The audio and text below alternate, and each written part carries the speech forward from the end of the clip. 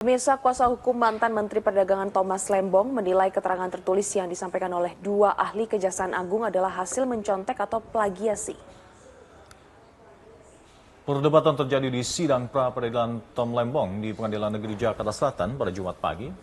Awalnya kuasa hukum Tom, Ari Yusuf Emir, menilai ada kesamaan keterangan tertulis dari kedua ahli yang terindikasi rekayasa. Kejaksaan Agung membantah tuduhan ini.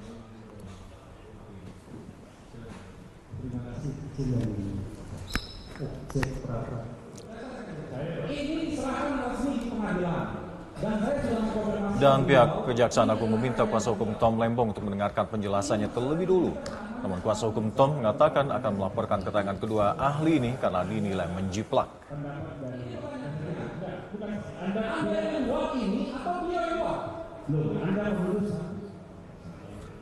Dan Hakim Tunggal Pengadilan Negeri Jakarta Selatan menengahi perdebatan tersebut. Hakim menegaskan akan mempertimbangkan hal-hal yang disampaikan dalam persidangan ini. Ketika bicara tentang pencarian bukti setelah penetapan tersangka sebetulnya sifatnya Anda tuntut, kalau enggak saya tuntut mereka. Silakan begitu. Begini aja. Bagi kami ini penjiplakan. Ini komanya itu sama persis. Istilah penjiplakan yang kami berkata. Silakan bertanya. Istilah penjiplakan jangan gunakan istilah itu. Satu, ada 17 poin ya, 18 poin ini Pak Taufik. Ya, ada 17 poin yang diterangkan di sini. Ya, ini Prof. Hipnu. Ya, ada 9 poin yang diterangkan. Samanya yang mana? Oke, kita bicara soal kutipan. Memang ahli mengutip beberapa putusan, peraturan. Nah, ketika kutipan itu dilakukan, ya, mana? Ya, mestinya sama. Ya, pasti sama. Mengutip peraturan, mengutip putusan, mestinya sama kan sifatnya putusan. Apakah kalau itu sama, kemudian bisa dinilai sebagai penjiplakan? Nah, ini yang kami keberatan, tidak terima karena istilah itu sangat serius, ya. Merupakan permasalahan akademis yang serius. Penjiplakan itu merupakan persoalan akademik yang serius, sehingga ini akan dianggap sebagai plagiator tentunya. Oleh karena beliau itu adalah ahli-ahli, maka kami akan menanyakan ini kepada universitas masing-masing. Ya, satu dari UNAIR, satu dari Unsud. Kami menanyakan, siapa yang mencontoh siapa? Harus diklarifikasi, karena ini adalah dunia akademik kehadiran mereka. Nah, lalu yang kedua, seandainya bukan mereka yang membuat, seandainya, berarti kan pihak jaksa yang membuat, karena pihak jaksa yang loh, ini kok rekayasa lagi? Itu yang kita pertanyakan. Dan pemirsa, kuasa hukum Tom Lembong berencana melaporkan dua ahli hukum pidana yang dihadirkan sebagai ahli dari Kejaksaan Agung dalam sidang lanjutan pra-peradilan tersangka kasus dengan korupsi impor gula Tom Lembong.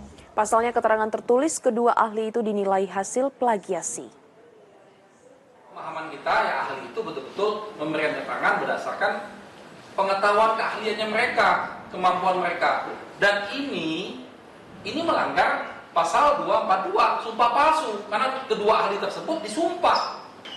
Nah, sehingga kami mempersoalkan ini untuk menindaklanjutin ke pihak kepolisian dan melaporkan ini kepada masing-masing universitas yang mereka. Jadi kesimpulannya kami tadi meminta bahwa kesaksian ahli yang dihadirkan itu ditolak.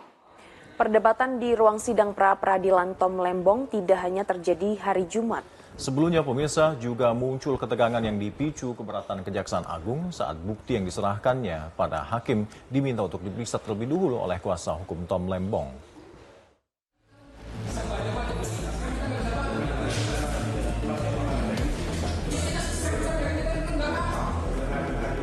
Kuasa hukum Tom Lembong menilai tim jaksa dari Kejaksaan Agung tidak transparan terkait bukti-bukti yang diserahkan ke hakim dalam sidang pra-peradilan 20 November lalu. Kemudian muncullah perdebatan antara keduanya hingga akhirnya jaksa bersedia dokumennya diperiksa.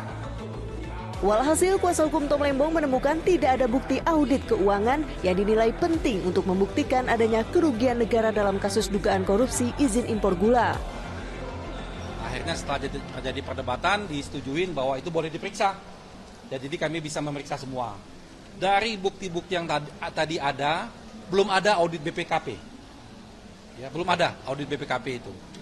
Sedangkan kami memiliki audit BPK di atasnya BPKP. BPK. itu periode 2015 sampai 2017 audit BPK. Ya, artinya dalam periode Pak Tom menjabat sudah diaudit oleh BPK dan tidak diketemukan kerugian negara. Kan sebetulnya ya laporan BPK atau yang tadi dipersoalkan itu sebetulnya tidak menjadi syarat atau keharusan dalam rangka penetapan tersangka, karena putusan MK sebagaimana kemarin juga sudah kami kutip ya, di putusan MK cukup dengan 2 alat bukti. Jadi dalam putusan MK tersebut sebetulnya dimaknai bahwa bukti permulaan dalam rangka menetapkan tersangka dimaknai dengan minimal 2 alat bukti. Nah, Esok harinya, Kamis 21 November, ahli hukum pidana yang dihadirkan sebagai saksi dari kuasa hukum Tom Lembong menyatakan Kejagung harusnya membuktikan adanya kerugian negara dan menemukan tindakan melawan hukum untuk menetapkan Tom Lembong sebagai tersangka. Semua dokumen laporan sudah ada pada BPK, dokumen BPK. Terutama adalah laporan pertanggungjawaban asli, itu ada di sana. Auditor-auditor yang lain yang menggunakan fotokopi itu nggak bisa melakukan itu. Karena mengaudit itu harus audit dokumen aslinya. Ya. Sampai hari ini kan penyidik belum mengajukan itu ya. Punya nggak 2 alat bukti itu?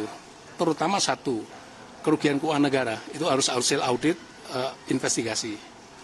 Kalau sampai hari ini nggak bisa, ya nggak mungkin ada unsur tindak pidana korupsi terbukti. Dalam kesaksiannya secara virtual, meski suara audio Zoom yang disiapkan pihak kejaksaan tidak jelas, Tom Lembong berusaha menjelaskan kebingungan atas penetapan tersangka terhadap dirinya. Sebelumnya, jaksa dari Kejagung menolak permintaan agar Tom Lembong dihadirkan dalam sidang.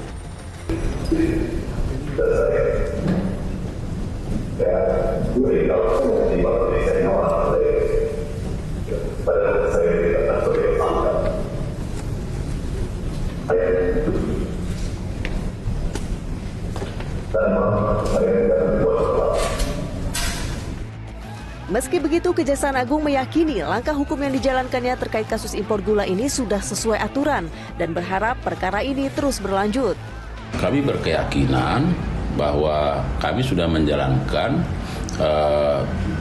tusi kami, ya, penyidikan ini ya menurut hukum yang hukum acara yang mengaturnya. Oleh karenanya, ya tentu kita berharap bahwa terhadap putusan dari